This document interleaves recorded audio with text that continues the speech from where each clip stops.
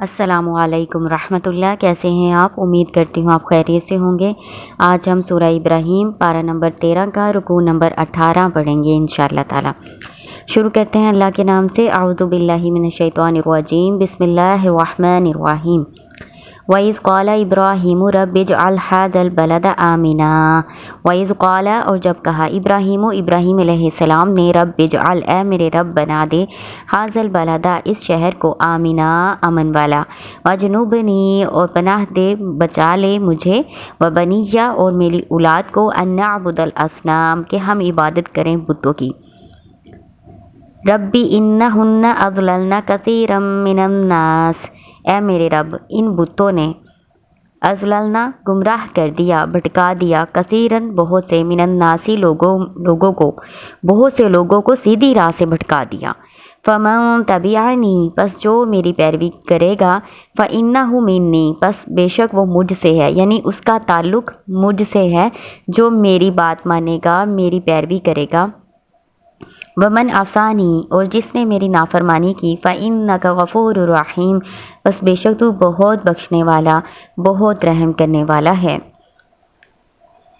ربنا، اے رب ہمارے، انی اسکنت، بے شک میں نے آباد کی، من ذریتی، اپنی اولاد میں سے کچھ اولاد، بواد غیر ذی زرع، ایسی وادی میں جو بغیر کھیتی والی ہے، یعنی یہاں کھیتی نہیں ہوتی، عند بیتک المحرم، تیرے حرمت والے گھر کے نزدیک۔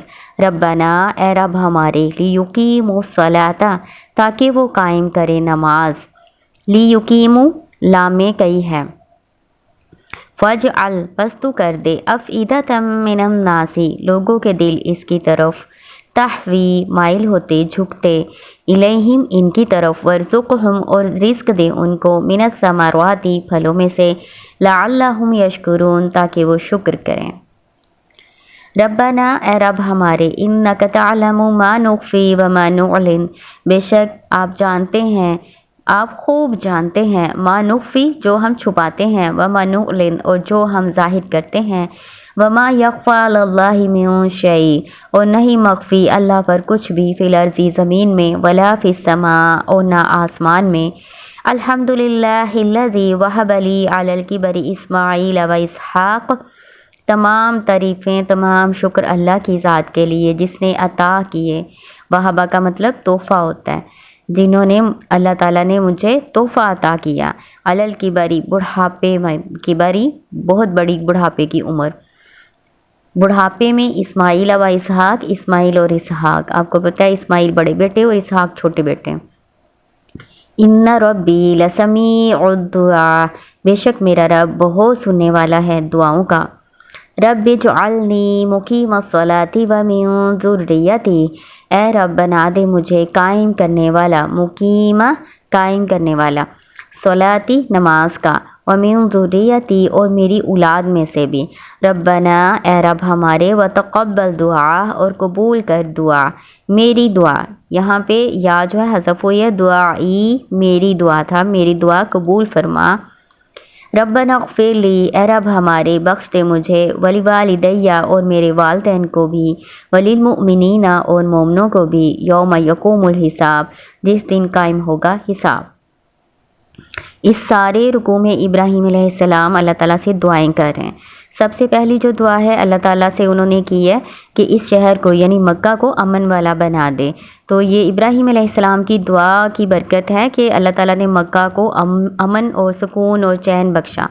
جب امن ہوگا تو پھر ہی دیگر آسائشیں استعمال ہوں گی نا، تو جب امن ہی نہیں ہے شہر میں تو پھر کیسے استعمال کر سکتا ہے انسان، پھر تو وہ پریشان ہی رہے گا۔ تو یہ سب سے پہلے انہوں نے جو دعا کی ہے نا، امن کی ہے۔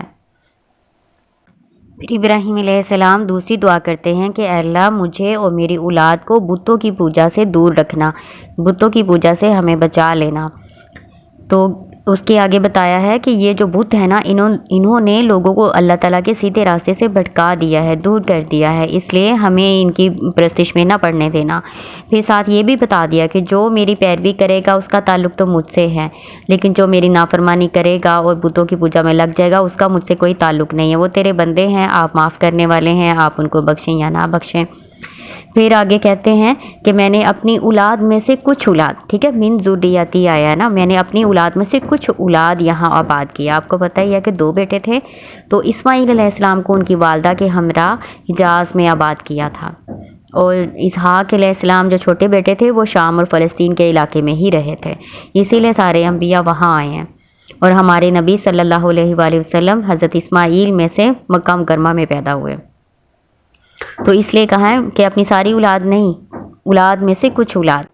اور عبادات میں سے نماز کا ذکر کیا گیا ہے کہ تاکہ وہ نماز قائم کریں، نماز کو تمام آداب و شرائط کے ساتھ ادا کریں۔ نماز بھی ہو سکتا ہے یہاں مراد، اور عبادات کے طریقے بھی ہو سکتے ہیں جو اللہ تعالیٰ نے ابراہیم علیہ السلام اور اسماعیل علیہ السلام دونوں کو سکھائے تھے۔ پھر دعا کرتے ہیں کہ اے اللہ لوگوں کے دل ان کی طرف مائل کر دے۔ آپ کو پتہ ہے حجاز اس وقت بے آب ہو گیا، صحرا کے سوا کچھ نہیں تھا، نہ وہاں پانی تھا، نہ وہاں پہ کھیتی ہوتی تھی، تو اللہ تعالیٰ نے ابراہیم علیہ السلام کی دعا سے وہاں پہ ہر قسم کا رزق پہنچایا۔ بے شک وہاں اگتا نہیں ہے، لیکن وہاں پہ ہر قسم کے پھل اور میوے فراوانی میں پہنچتے ہیں۔ یہ انہی کی دعاؤں کا نتیجہ ہے۔ عقیدہ کے لفظ پر غور کریں، دیکھیں دل کے لیے تو قلب کا لفظ استعمال ہوتا ہے نا، جو جسمانی دل ہے، لیکن یہاں پہ اللہ تعالیٰ نے افئدہ کا ذکر کیا ہے۔ افئدہ کون سا دل ہوتا ہے؟ دل کا اندرونی حصہ جہاں جذبات پائے جاتے ہیں۔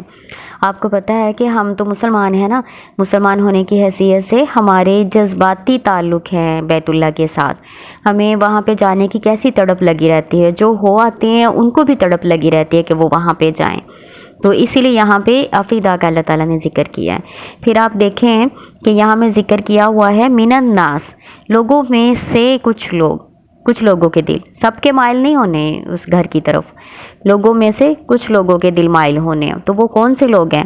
وہ مسلمان ہیں، وہ خیر رکھنے والے لوگ ہیں، وہ اس کی طرف ان کے دل مائل ہوں گے، ان کے دل اس کے گھر کی طرف کھینچے جائیں گے، ہے نا، تو اس لیے یہاں پہ من جو ہے نا تعویض کے لیے ہے، تو یہ کچھ لوگوں تک اس کو محدود کر دیا گیا، یعنی مسلمانوں تک اس کو محدود کر دیا گیا۔ اگر ابراہیم علیہ السلام کہتے نا لوگوں کے دل افئدۃ الناس کہتے، بیچ میں من کا استعمال نہ ہوتا تو پھر تو سب لوگ ہی آتے نا، پھر سب لوگوں کے دل ہی مائل ہونے تھے، لیکن اب یہاں پہ من کا استعمال ہو گیا تو سب لوگ نہیں، کچھ لوگ، تو یعنی مسلمان۔